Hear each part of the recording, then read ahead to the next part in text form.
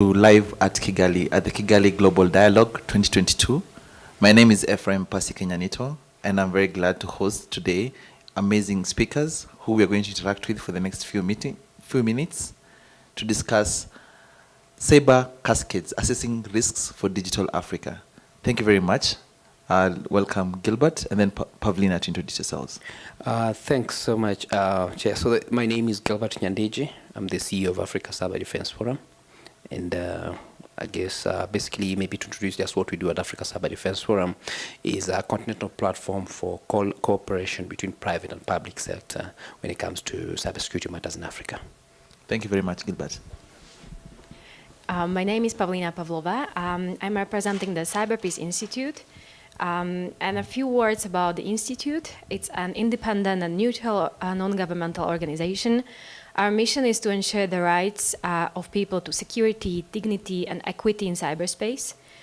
The Institute works in close collaboration with relevant partners to reduce the harms from cyber attacks on people's lives globally. What is very important for our work is analyzing cyber attacks.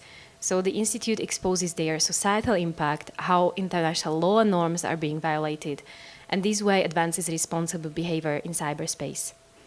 Very important focus of our work is addressing the needs of vulnerable people.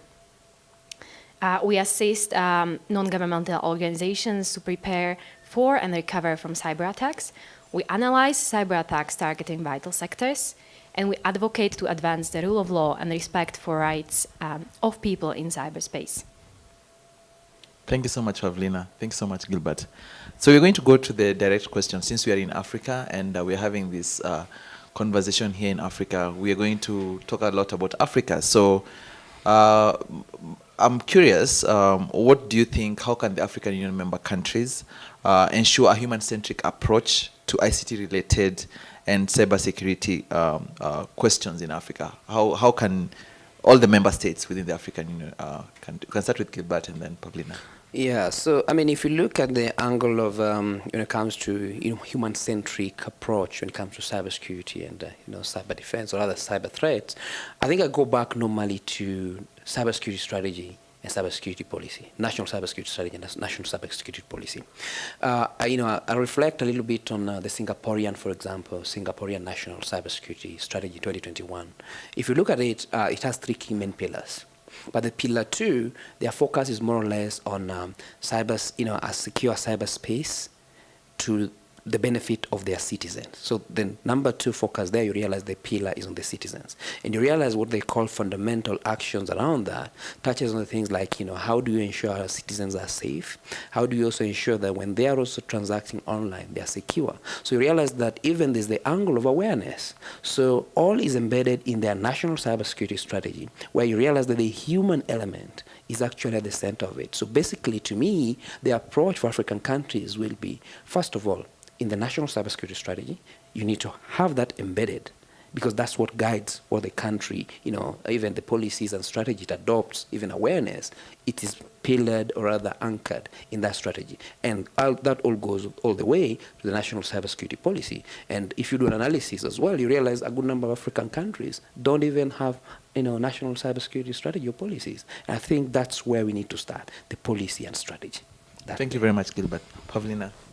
Thank you. I would like to, second some of the points. And I think when we discuss human-centric approach, it often is used as a buzzword, and we need to go beyond this. And as was mentioned, states need to focus on the people. And we heard it yesterday about the history of this country and why the current focus is on the safety and security of people and on individuals.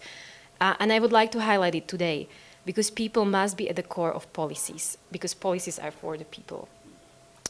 So I would like to use the example of the healthcare sector, which is one of the priority areas of CyberPeace Institute, together with the humanitarian sector, because cyber attacks on healthcare, as an example, are essentially attacking humans.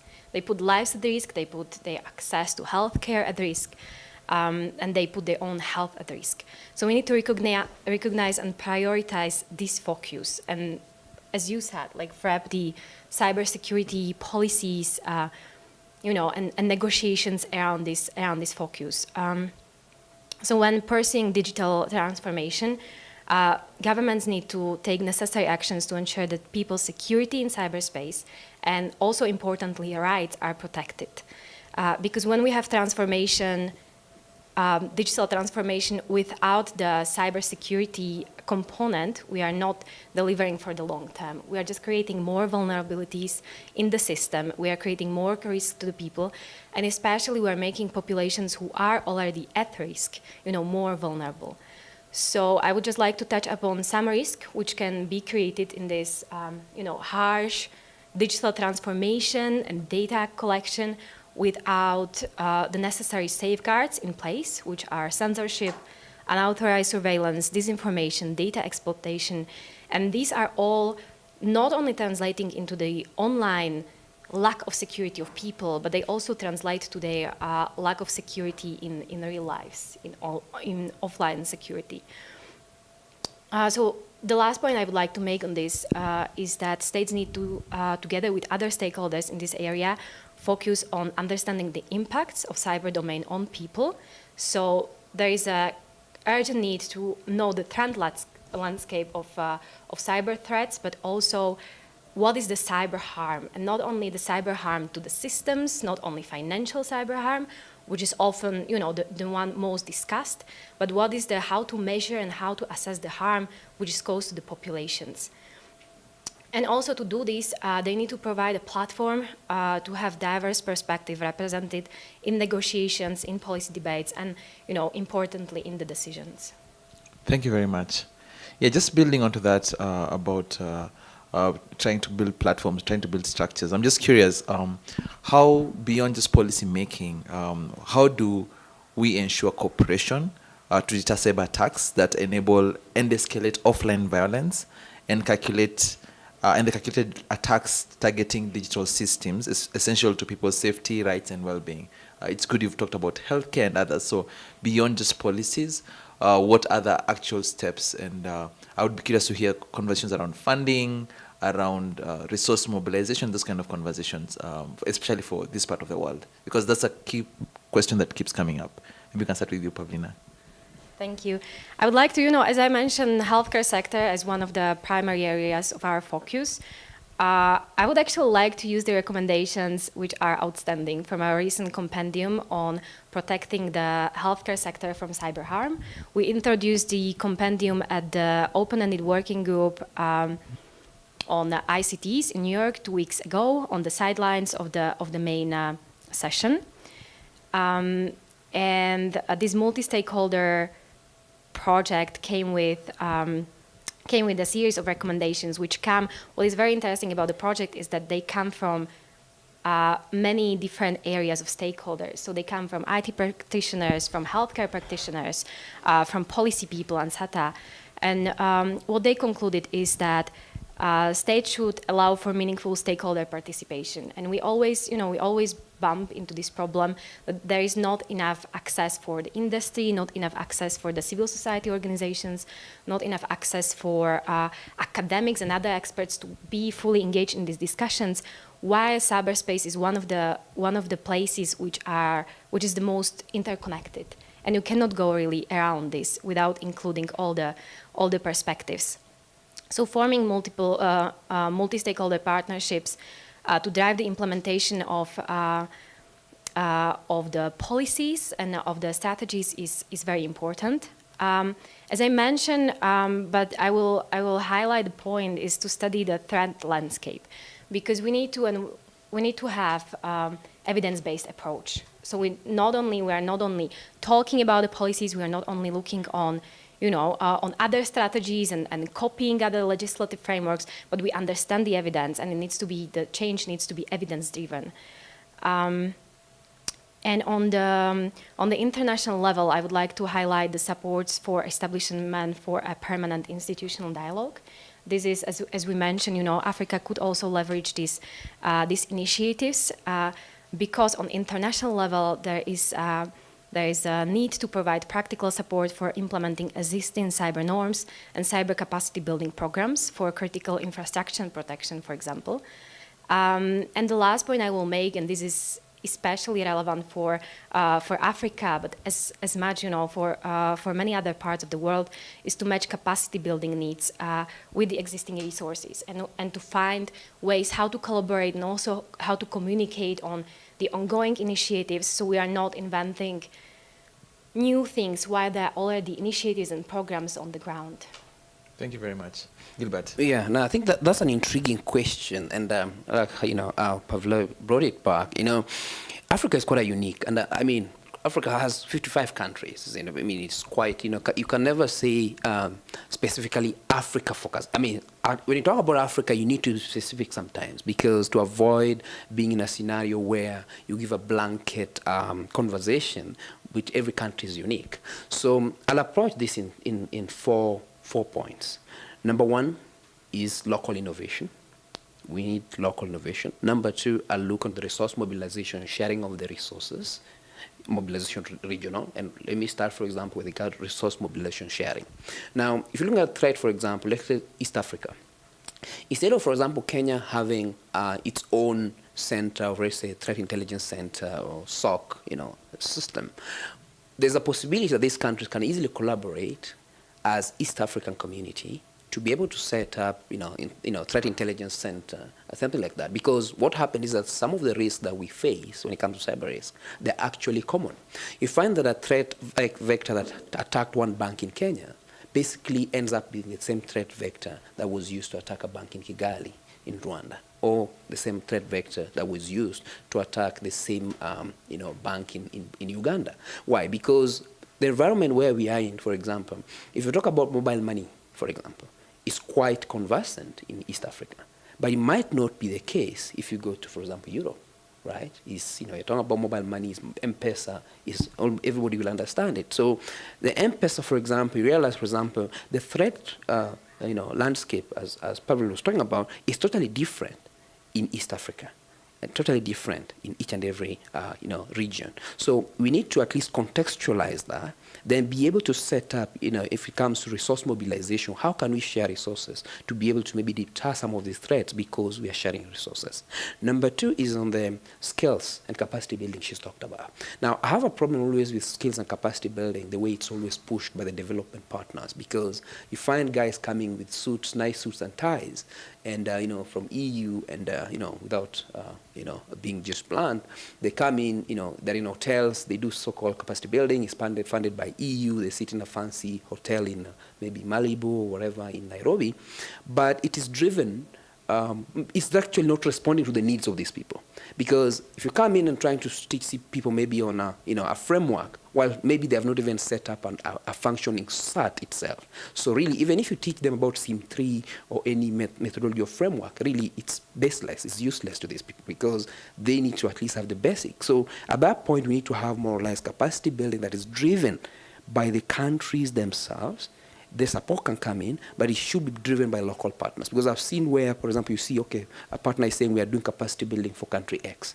But that capacity building, really, yes, the money is being channeled by European Union or whatever the partner, but it's having no impact on the ground.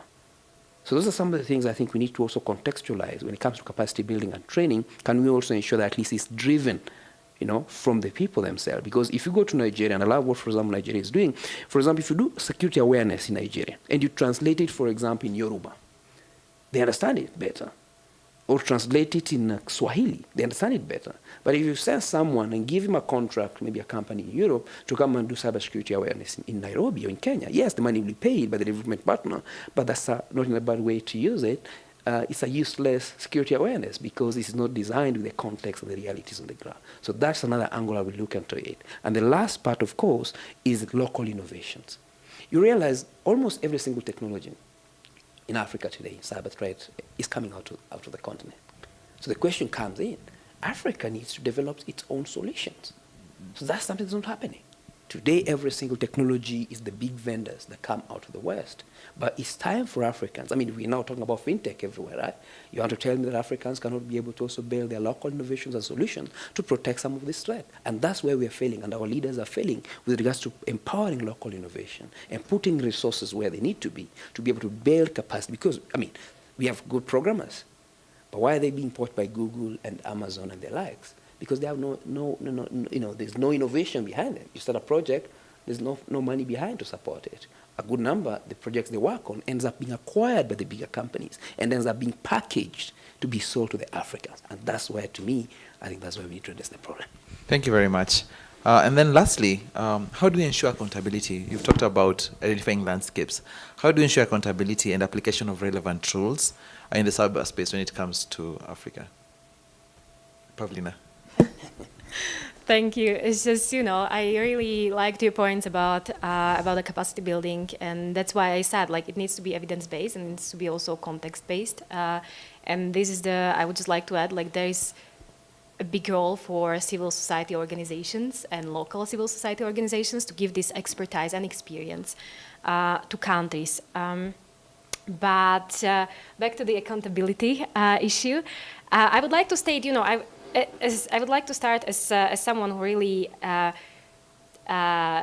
advocates at the UN fora. I would like to start from the processes which were established and the responsible behavior in cyberspace, which has been agreed, the norms and the framework of international laws for it, because this is where we need to start the discussions on accountability. So despite states agreeing on these norms, there is still accountability gap. But the first step to overcome this is to understand what are the gaps. And this is when international framework normative framework are very important, because we have to sometimes, you have this perspective, like, why do we engage into these discussions if there are threat actors and there are even state actors who are violating the norms? But to hold them accountable, you first have to have the framework in place, so when is and who is crossing the line. And when it comes to who is crossing the line, this is this big problem in cyberspace, the attribution problem. So we need to investigate and analyze the attacks. Without attribution, it's a prerequisite for accountability in cyberspace. But attribution of cyber attacks have many challenges, when it's legal challenges, technical challenges, or even political challenges, because many of these threat actors are states or state-sponsored. So the challenges of attributing attacks to specific threat actors have played a major role in the accountability gap, given the low incidence of credible attribution events and subsequent enforcement, and threat actors have been able to act with near impunity. What states can do, and also non-state actors, because this is it's a joint commitment, and civil society organizations, industry, academia, all have a role to play in the accountability. I would like to use a very practical example of what Institute does on this issue. So we work on analyzing the cyber attacks, and this way we are exposing their societal impact and how international laws and norms are being violated. And this is the evidence-based approach towards advancing responsible state behavior in cyberspace. Thank you very much. Gilbert. Yeah, to me, just to build up, to echo what Pavlina, is it Pavlina? Pavlina, yeah. So what Pavlina said, attribution is a big challenge. But look at it from this perspective, right? When you're looking at accountability, number one, political will is very, very important. If there's no political will, then there's no way you will be able to hold accountable, for example, a state. And this goes back to even the different norms and regulations that exist both at the continental level or regional level. If you look at, for example, the Malabo Convention, right? The Malabo Convention was passed in, was it 2014, when we were in Equatoria? Yes. How many states so far have even ratified it? I was checking the data, it's around 13 countries out of 55. Yes. Now, if you look at only 13 countries out of 55 that have ratified that convention, and remember, for it to be enforced, you need 15 countries, right, to be able to sign it. Now, if that's the situation, and people are dragging their feet, then there's no way you're going to be able to, have that level of accountability if there's no political will. So we need to have that political will. Then once you have that political will, because unfortunately, for example, in Africa, where maybe another new government comes into power, and maybe cybersecurity is not part of its major priorities, The minister comes in, doesn't see it as a priority. And I love what, for example, Rwanda did, is that the minister who is giving her speech at the moment focused on this, and they became among the countries that ratified the Malabo Convention recently in 2019. So that level of political will, I think, gives the momentum for the country to be able to now pass in the different regulations. For example, Kenya is doing, for example, when it comes to Data Protection Act that Kenya has passed, but Kenya has never ratified, for example, the Malabo Convention, isn't it? So the question comes in, why? Why has there been that pull? And you came to realize that the Malabo Convention, when it was designed, there was also a lot of civil society also had its, the way it was designed, some articles were vague. But if you look at Article 24 and 25, it's clear on countries or states establishing some legal framework when it comes to data protection and cybersecurity. So that angle of state willingness to be able to enforce this brings the level of accountability. I think that's where we need to start. Thank you very much. Thank you so much. If I can, just two very brief points. I think that everything at the end of the day starts and ends with political will, and this is important. But I would also like to add political will on allocating the resources and political will of responsible behavior in cyberspace, because you have many state actors who are, protecting threat actors, and this is one thing of political will. And the other is allocation of resources, because we cannot undermine the technical challenges in attribution. They are not only on a political level, they are very technical level attributions, and even if we have the technical attribution, then there is the legal framework, which is still, its applicability, it's still on many levels being discussed for the cyberspace. So just that it goes beyond the political. Yeah, and I think on that same, you've talked about, sorry, I don't know whether we go beyond time, but I can cut it. This point on the angle of international cooperation. Let me give you, for example, the latest case, for example, of Hush Puppy story. I know that you read the Hush Puppy story, the Hush Puppy story, the gentleman who was doing business, he made compromise, he became a star on Instagram. You must have read the story. So with international cooperation and, Interpol team and also the private sector, being involved, they were able to, be able to capture, these cyber criminals, and Dubai police force, I think, was very, very strategic on that. The Interpol team, the Nigerian police force itself was there, the Interpol team, and that level of international cooperation, I think, brings us to a point where we're even able to train and have that expertise in local countries to be able to even apprehend some of these criminals and also encourage that level of responsibility even for states. Thank you. Thank you very much. Thank you so much, Pavlina. Thank you, Gilbert. The conversation would have gone on for so many hours. Thank you so much, everyone watching this. And I look forward to you joining us for more sessions and for more conversations. Reach out to the institution, and we'll be happy to engage further online. Thank you. Thank you.